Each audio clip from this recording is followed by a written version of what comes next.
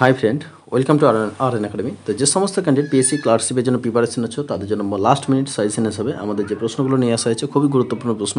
এর আগে আমরা যে ভিডিও প্রশ্নগুলো আলোচনা করেছিলাম তার নেক্সট পার্ট হচ্ছে এটা। আমরা কথা না বলে ক্লাসের দিকে চলে যাবো, যেহেতু পরীক্ষার সময় খুব এগিয়ে গেছে আর ঘন্টা পেরোলেই পরীক্ষা। তো দেখো 36 নম্বর প্রশ্ন, স্বরাজ দলের প্রথম সভাপতি কে ছিলেন? তাহলে মতিলাল নেহরু, সি.আর. দাস, রাজেন্দ্র প্রসাদ, রাজাগোপালাচারী। তাহলে স্বরাজ দলের প্রথম সভাপতি কে ছিলেন? চলো আমরা একটু উত্তরগুলো তাড়াতাড়ি দেখে নেব। তারপরে এখানে সঠিক উত্তর কোনটা হবে? সি.আর. দাস। মনে রাখবে, সি.আর. দাস। স্বরাজ দলের প্রথম সভাপতি কে ছিলেন? সি.আর. দাস। সি.আর. দাস। ঠিক আছে, নেক্সট প্রশ্ন দেখো, কোন উদ্দেশ্যে সাইমন কমিশন গঠন করা হয়েছিল? সাইমন কমিশন গঠন করা হয়েছিল ভারতীয় সংবিধান সংস্কারের জন্য, শিক্ষা সংস্কারের জন্য, জেল কোড সংস্কারের জন্য, প্রশাসনিক সংস্কারের জন্য। ভিডিওর প্রশ্নগুলো কেমন আছে অবশ্যই কমেন্টে জানাবে। ঠিক আছে, কোন উদ্দেশ্যে সাইমন কমিশন গঠন করা হয়েছিল? প্রত্যেকটা প্রিভিয়াস ইয়ারের প্রশ্ন কিন্তু, ঠিক আছে, প্রত্যেকটা প্রশ্নই প্রিভিয়াস ইয়ারে। আমি কথাটা বারবার বলবো না, প্রত্যেকটা প্রশ্ন প্রিভিয়াস ইয়ারের। হ্যাঁ, 37 নম্বরের সঠিক উত্তর কোনটা হবে? সঠিক উত্তর হবে অপশন এ হবে সঠিক উত্তর। ভারতীয় সংবিধান সংস্কারের জন্য সাইমন কমিশন 1927 সালে ভারতে শেষ হয়েছিলেন। কবে জালিয়ানওয়ালাবাগ হত্যাকাণ্ড ঘটেছিল? দেখো 38 নম্বর প্রশ্ন, কবে জালিয়ানওয়ালাবাগ হত্যাকাণ্ড ঘটেছিল? প্রশ্নটা বারবার কিন্তু আসে। সঠিক উত্তর কোনটা হবে? 1913 সালে 13 এপ্রিল 1919 সালে জালিয়ানওয়ালাবাগ হত্যাকাণ্ড ঘটেছিল 13 এপ্রিল 1919 সালে। খুব সুন্দর প্রশ্ন। তারপর নেক্সট প্রশ্ন চলে যাও। 39 নম্বর, কে প্রথম গোলটেবিল বৈঠক যোগদান করেন? কে প্রথম গোলটেবিল বৈঠকে যোগদান করেছেন? তেজ বাহাদুর সাপ্রু, এম.কে. গান্ধী, এস.সি. বসু, আব্দুল কালাম আজাদ। সঠিক উত্তর কোনটা হবে 39 নম্বরে? তাহলে অপশন এ হবে সঠিক উত্তর, তেজ বাহাদুর সাপ্রু। তাহলে কে প্রথম গোলটেবিল বৈঠক যোগদান করেন? তেজ বাহাদুর সাপ্রু। মনে রাখবে, প্রথম গোলটেবিল বৈঠকে যোগদান করেছিলেন তেজ বাহাদুর সাপ্রু। 40 নম্বর সঠিক উত্তর কোনটা হবে? দেখো, কংগ্রেস সাইমন কমিশন কেন বর্জন করেছিল? কংগ্রেস সাইমন কমিশন কেন বর্জন করেছিল? যে এখানে সাইমন কমিশন বর্জন করা হয়েছিল কারণ এখানে কোনো ভারতীয় প্রতিনিধি ছিলেন না। 40 নম্বরে যেটা প্রশ্ন, যে কংগ্রেসের কোনো প্রতিনিধি অন্তর্ভুক্ত ছিলেন না, কংগ্রেসের কোনো প্রতিনিধি অন্তর্ভুক্ত ছিলেন না। ঠিক আছে, বিভিন্ন জায়গায় অপশানে বিভিন্নভাবে দিতে পারে। তাহলে কংগ্রেসের কোনো প্রতিনিধি এর অন্তর্ভুক্ত ছিলেন না, তার জন্য সাইমন কমিশন বর্জন করেছিলেন, বয়কট করেছিলেন। তারপর নেক্সট প্রশ্ন দেখো, নেহেরু রিপোর্ট কমিটি 1924 খ্রিস্টাব্দে পরীক্ষা দিতে পারে। নেহেরু রিপোর্ট কমিটি 1928 সালে লিবারেল ফেডারেশনের প্রতিনিধিত্ব করেন কে? সঠিক উত্তর কোনটা হবে 41 নম্বরে? 41 নম্বর সঠিক উত্তর তেজ বাহাদুর সাপ্রু। মনে রাখবে, এই তেজ বাহাদুর সাপ্রু প্রথম গোলটেবিল বৈঠকে কিন্তু সভাপতি উপস্থিত ছিলেন।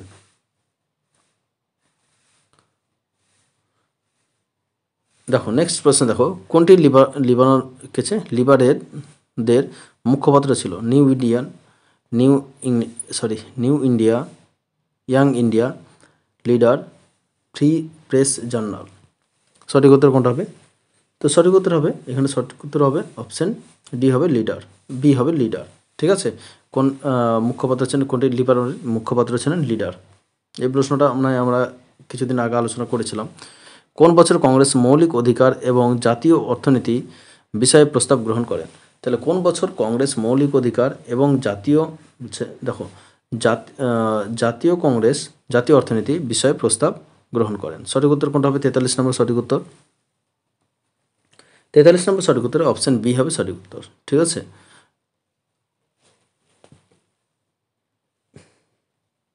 1931 সালে। ঠিক আছে, অপশন বি হবে 1931 সালে।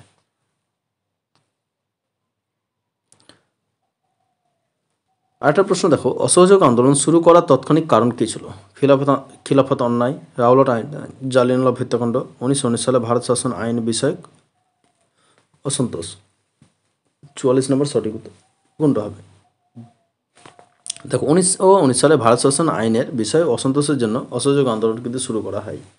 এগুলো কিন্তু মনে রাখতে হবে, 1919 সালে ভারত শাসন আইনের বিষয়ে অসন্তোষের জন্য অসহযোগ আন্দোলন তৎক্ষণাৎ শুরু করা হয়। 45 নম্বর প্রশ্ন কী আছে দেখো, আমরা ভিডিওটা, লর্ড আরউইনের পর কে ভারতে ইন্ডিয়ান ভাইসরয় নিযুক্ত হন? Lord Wavell, lord Reading, lord Wellington, lord Linlithgow. সঠিক উত্তর কোনো 45 নম্বর? 45 নম্বর সঠিক উত্তর হবে option C, lord Wellington. Lord Wellington. Lord আরউইনের পরে কে ভারত ভাইসরয় নিযুক্ত হন? Lord Wellington. সঠিক উত্তর কোনটা হবে? 45-এর সি। ভেরি ভেরি ইম্পর্টেন্ট প্রশ্ন। 46 নম্বর হবে, কবে মহাত্মা গান্ধী অসহযোগ আন্দোলন শুরু করেন? কবে মহাত্মা গান্ধী অসহযোগ আন্দোলন শুরু করেছেন? 1919 খ্রিস্টাব্দে, 1920 খ্রিস্টাব্দে, 1923 খ্রিস্টাব্দে, 1926 খ্রিস্টাব্দে। 26 খ্রিস্টাব্দে। 46 নম্বর সঠিক উত্তর কোনটা হবে? 46 নম্বর সঠিক উত্তর হবে অপশন বি, 1920 খ্রিস্টাব্দে। 1920 খ্রিস্টাব্দে 46 নম্বর অপশন বি হবে সঠিক উত্তর, 1946 খ্রিস্টাব্দে কবে মহাত্মা গান্ধী অসহযোগ আন্দোলন শুরু হয়। তারপর নেক্সট প্রশ্ন দেখো কি বলেছে, ইন্ডিয়ান উইংস ফ্রিডম গ্রন্থটি কার রচনা? তাহলে ইন্ডিয়ান উইংস ফ্রিডম গ্রন্থটি কার রচনা? জওহরলাল নেহরু, মৌলানা আব্দুল কালাম আজাদ, সর্দার প্যাটেল, এম এ জিন্না। 47 নম্বর সঠিক উত্তর কোনটা হবে? 47 নম্বর সঠিক উত্তর হবে অপশন বি, মৌলানা আব্দুল কালাম আজাদ। ঠিক আছে, তাহলে ইন্ডিয়ান উইংস ফ্রিডম গ্রন্থটি কার রচনা? মৌলানা Abdul Kalam Azad. Very very important প্রশ্ন। তারপর 48 নম্বর প্রশ্ন কি আছে দেখো, কোন বছর কোন বছর জাতীয় কংগ্রেস পূর্ণ স্বরাজ প্রস্তাব গ্রহণ করেন? তাহলে কোন বছর জাতীয় কংগ্রেস পূর্ণ স্বরাজ প্রস্তাব গ্রহণ করেন? 1928, 1929, 1930, 1931 খ্রিস্টাব্দে। তাহলে 48 নম্বর সঠিক উত্তর কোনটা হবে? ভেরি ভেরি ইম্পর্টেন্ট প্রশ্ন। তো কোন বছর জাতীয় কংগ্রেস পূর্ণ স্বরাজ প্রস্তাব গ্রহণ করেছিলেন?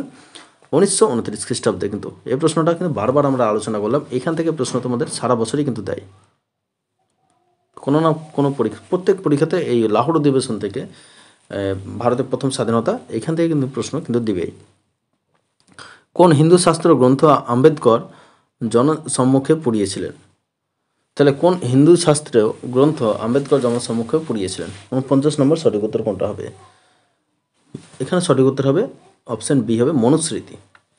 হিন্দু শাস্ত্রের যে গ্রন্থ মনুস্মৃতি, এটা কিন্তু তোমার ডক্টর আম্বেদকর জনসম্মুখে পড়িয়েছিলেন মনুস্মৃতি। ঠিক আছে, 50 নম্বর প্রশ্ন কি আছে দেখো, ভারতের প্রথম কোন স্থানে মহাত্মা গান্ধী গণ আন্দোলনের অভিজ্ঞতা অর্জন করেন? তো ভারতের প্রথম কোন স্থানে মহাত্মা গান্ধী গণ আন্দোলন অভিজ্ঞতা অর্জন করেন? বারদৌলি, ডান্ডি, চৌরিচৌরা না চম্পারণ? 50 নম্বর সঠিক উত্তর কোনটা হবে? Option D, Champaran. ভারতের প্রথম কোন স্থানে মহাত্মা গান্ধী গণ আন্দোলনে অভিযান অর্জন করেন? চম্পারণ। সঠিক উত্তর হবে চম্পারণ। তারপর নেক্সট প্রশ্ন দেখো কি আছে, 1919 সালে আইনটি কি নামে পরিচিত ছিল? Rowlatt act, Simon act, Morley Minto act, Montford act. সঠিক উত্তর কী হবে? 1919 সালে আইনটি কি নামে পরিচিত ছিল? সঠিক উত্তর 51 নম্বর সঠিক উত্তর কোনটা হবে? অপশন ডি, মল্লমিন্টো অ্যাক্ট 1919 সালে। এখানে 1919 সালে আইনটি কী নামে পরিচিত ছিল? মন্টেগু চেমসফোর্ড সংস্কার আইন, মন্টেগু চেমসফোর্ড হতো, মন্টেফোর্ড অ্যাক্ট দেওয়া আছে, মন্টেফোর্ড অ্যাক্ট, হ্যাঁ মন্টেফোর্ড অ্যাক্ট বা মল্লমিন্টো হচ্ছে 1909 সালে, কিন্তু মনে রাখবে। ঠিক আছে, এটা হবে 1909 সালে, আর মন্টেফোর্ড হচ্ছে 1919 সালে, মনে রাখবে। এই ভাষাটা আমি আজকে দেখলাম, এটা মন্টেগু চেমসফোর্ড দেখেছিলাম আমি। তো দেখো, কোন ঘটনা মহাত্মা গান্ধীকে 1922 সালে অসহযোগ আন্দোলনে স্থিতিকরণে বাধ্য করেছিল? কোন আইনে? তাহলে এখানে সঠিক উত্তর চট্টগ্রাম অস্ত্র লুণ্ঠন, স্বরাজ পার্টি, চৌরিচৌরা গণহিংসা, জালিয়ানওয়ালাবাগ হত্যাকাণ্ড। তাহলে সঠিক উত্তর 52 নম্বর সঠিক উত্তর কোনটা হবে? তাহলে এখানে 52 নম্বর সঠিক উত্তর হবে 1922 সালে চৌরিচৌরা ঘটনার জন্য বা চৌরিচৌরা গণহিংসার জন্য, মনে রাখবে। তারপর নেক্সট প্রশ্ন দেখো, সাইমন কমিশনের প্রতি ভারতীয় অসন্তুষ্ট ছিল কেন? সাইমন কমিশন, এই প্রশ্নটা আমরা বারবার আলোচনা করছি যে এই কমিশনে বা জাতীয় কংগ্রেসের কোনো সদস্য ছিলেন না বা ভারতের কোনো সদস্য গ্রহণ করেননি, মনে রাখবে। ঠিক আছে, তাহলে অপশান এ হবে সঠিক উত্তর। ঠিক আছে, দেখো এখানে কী আছে, এই কমিশনে কোনো ভারতীয় সদস্যরূপে গ্রহণ করেননি বলে এই সাইমন কমিশন 1927 সালে তাকে বর্জন করেছিলেন। তারপর নেক্সট প্রশ্ন কি দেখো, গান্ধীজি কোন আন্দোলনে খিলাফত আন্দোলনের সাথে যুক্ত ছিলেন? গান্ধীজি কোন আন্দোলন খিলাফত আন্দোলনের সঙ্গে যুক্ত ছিলেন? ভেরি ভেরি ইম্পর্টেন্ট প্রশ্ন। আইন অমান্য আন্দোলন, অসহযোগ আন্দোলন, ভারত ছাড়ো আন্দোলন, নীল চাষের বিরুদ্ধে আন্দোলন। তাহলে 54 নম্বর সঠিক উত্তর কোনটা হবে? 54 নম্বর সঠিক উত্তর হবে অপশন বি হবে সঠিক উত্তর, অসহযোগ আন্দোলন। তাহলে গান্ধীজি কোন আন্দোলন খিলাফত আন্দোলনের সঙ্গে যুক্ত ছিলেন? অসহযোগ আন্দোলন। তারপরে দেখো নেক্সট প্রশ্ন, স্বরাজ পার্টি প্রতিষ্ঠাতা কে ছিলেন? স্বরাজ পার্টি প্রতিষ্ঠাতা কে ছিলেন? মতিলাল নেহরু, চিত্তরঞ্জন দাস, রাজেন্দ্র প্রসাদ না রাজা গোপালাচারী? স্বরাজ পার্টি প্রতিষ্ঠাতা কে ছিলেন? 55 নম্বর সঠিক উত্তর কোনটা হবে? তোমরা সবাই জানো চিত্তরঞ্জন দাস। স্বরাজ পার্টি প্রতিষ্ঠাতা কে ছিলেন? চিত্তরঞ্জন দাস। নেক্সট প্রশ্ন চলে যাব, কে কার খিলাফত আন্দোলন নেতৃত্ব দিয়েছিলেন? কে বা কারা খিলাফত আন্দোলনে নেতৃত্ব দিয়েছিলেন? 56 নম্বর সঠিক উত্তর কোনটা হবে? এখানে খিলাফত আন্দোলন নেতৃত্ব দিয়েছেন সৈকত আলী ও মোহাম্মদ আলী। তাহলে অপশন ডি হবে সঠিক উত্তর। সৈকত আলী এবং মোহাম্মদ আলী এই খিলাফত আন্দোলনে কিন্তু নেতৃত্ব দিয়েছিলেন। 57 নম্বর প্রশ্ন দেখো, স্বরাজ দল কবে প্রতিষ্ঠিত হয়েছিল? স্বরাজ দল কবে প্রতিষ্ঠিত হয়েছে? 1923 সালে, 1925 সালে, 1930 সালে, 1941 সালে। 57 নম্বর সঠিক উত্তর কোনটা হবে? অপশন এ 1923 সালে। স্বরাজ দল কবে প্রতিষ্ঠিত হয়? 1923 সালে কিন্তু স্বরাজ দল প্রতিষ্ঠিত হয়েছিলেন।